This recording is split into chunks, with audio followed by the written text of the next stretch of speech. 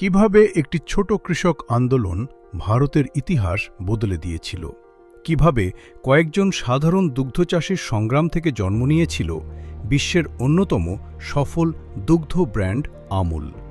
এই ভিডিওতে জানুন গুজরাটের আনন্দ শহর থেকে শুরু হওয়া এক অসাধারণ যাত্রার গল্প। দেখুন কিভাবে কৃষকদের ন্যায্য অধিকারের আদায়ের আন্দোলন দূরদর্শিতা মিলে সৃষ্টি করেছিল ভারতের সাদা বিপ্লব, হোয়াইট রেভলিউশন।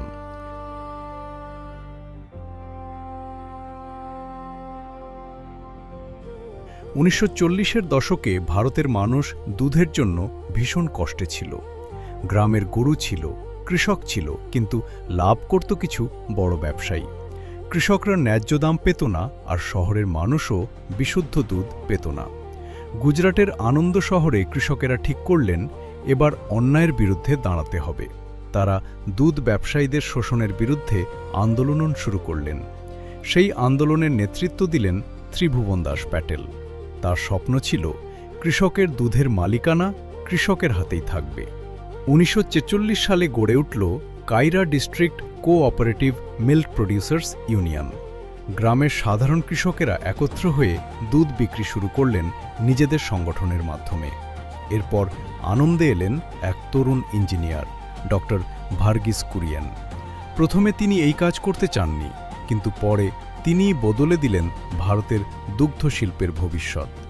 কৃষকদের সেই সমবায় থেকেই জন্ম নিল আমুল। নামটি এসেছে সংস্কৃত শব্দ অমূল্য থেকে, যার অর্থ অমূল্য সম্পদ।